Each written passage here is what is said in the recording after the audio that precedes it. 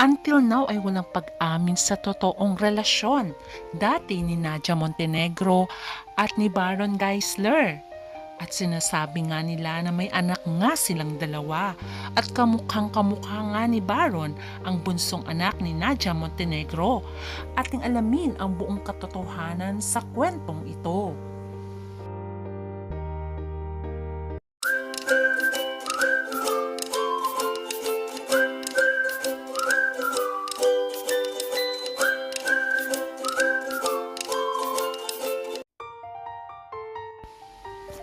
Isa sa maituturing na hottest teen star noon, si Gretchen Barreto at Nadia Montenegro during their time.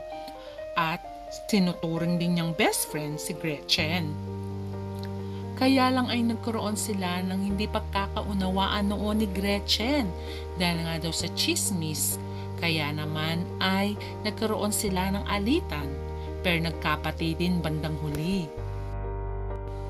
Until dumating ang kontrobersya na kesyo pumatol daw si Nadia Montenegro kay Boy Asisio na alam ng lahat na married ito.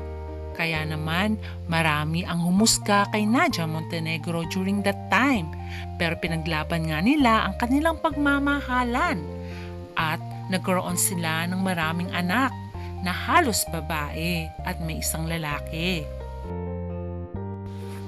Pero ang nakapagtataka ay ang pagkakahawig ng bunsong anak ni Nadia Montenegro kay Baron Geisler kung saan ay carbon copy nga ito ni Baron. Ano kaya ang katotohanan sa chismis na ito? Ito ba ay totoo o pawang chismis lamang? Year 2018 nag-away si Gretchen Barreto at Nadia Montenegro. At nadawit nga si Baron Geisler. Dahil sa alitang ito ay ang tinutukoy ay nagkaroon nga daw ng secret na anak, si Baron at si Nadia. Pero ayon kay Baron ay ang close friend ni Nadia ay ang kanyang mommy. Kaya imposible daw na magkaroon sila ng anak dahil mataas ang kanyang respeto sa asawa nga ni Nadia na si Mayor Boy Asisio. Pero inamin nga din ni Baron na nag-uusap sila ni Nadia noon dahil nga nagsushooting sila sa bahay nito. Eventually ay nagkakasama at naging magkaibigan. At idininay nga ni Baron na anak niya ang bunsong anak ni Nadia Montenegro. Until si Christopher Min ang nagsabi na totoong nanganak nga daw si Nadia Montenegro. Ating alamin ang buong kwento. Ayon kay Christopher Min, year 2018 ay meron siyang binalita tungkol kay Nadia Montenegro. Pero ito ay ginawa nilang blind item. Ito ang kanyang sinabi. Ayon nga sa revelasyon ni Christopher Min dito sa interview niyang ito, mahigit 20 taon ang nakaraan. Nagdadalang tao ka. Hindi alam ng karelasyon mo at hindi alam ng pamilya mo. Nagpunta ka sa isang ospital na matatagpuan sa pagitan ng Mandaluyong at Pasig. Kinaumagahan, nagsilang ka ng sanggol na babae. Nagtago sa pangalan na Nadine Villegas. Umuwi ka ng bahay, hindi na dinala ang sanggol.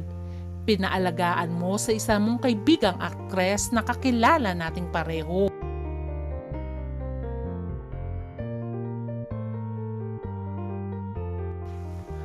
At sabi pa nga ni Christopher Min ay kilala din daw ng publiko ang kanyang kaibigang aktres. Pagkatapos ng ilang buwan, pinadala mo ang bata sa iyong tahanan. Ipinakilala mo sa karelasyon mo at sa iyong mga anak na ampun mo ang bata. Sino sa atin ngayon ang walang budhi? Ayon pa kay Christopher Min.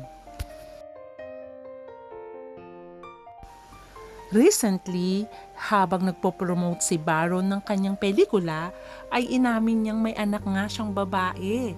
At sinabi niyang nag-uusap sila ng kanyang anak at pinadalhan pa nga niya ito ng necklace. Kaya lang ay hindi niya inamin kung sino ang nanay ng kanyang anak. Until now ay napapaisip ang mga netizens, paano kaya nagkaroon ng relasyon si Nadia Montenegro at si Baron Geisler na ang laki-laki nga ng age gap nilang dalawa. Ayon nga din sa mga kwento-kwento, baka nga daw ay one night stand nga lang ito o nalasing sila pareho at nabuo ang bata. What do you think sa mga komento ng mga netizens? Ngayon ay masaya na si Baron sa piling ng kanyang asawa na non-showbiz. Mostly ay nakabase nga si Baron sa Cebu dahil taga doon ang kanyang napangasawa at meron na silang mga anak. Kaya naman ay masaya ang mga netizens sa unti-unting pagbabago ni Baron. At marami ding mga fans ang masaya for Baron dahil napakagaling nitong aktor.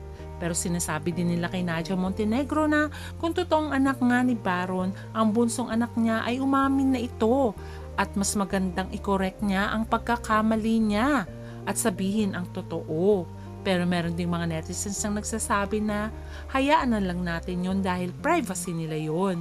What do you think? Kamukha ba ni Baron ng kanyang bunsong anak? Until next update, please don't forget to like, share, and subscribe. Bye!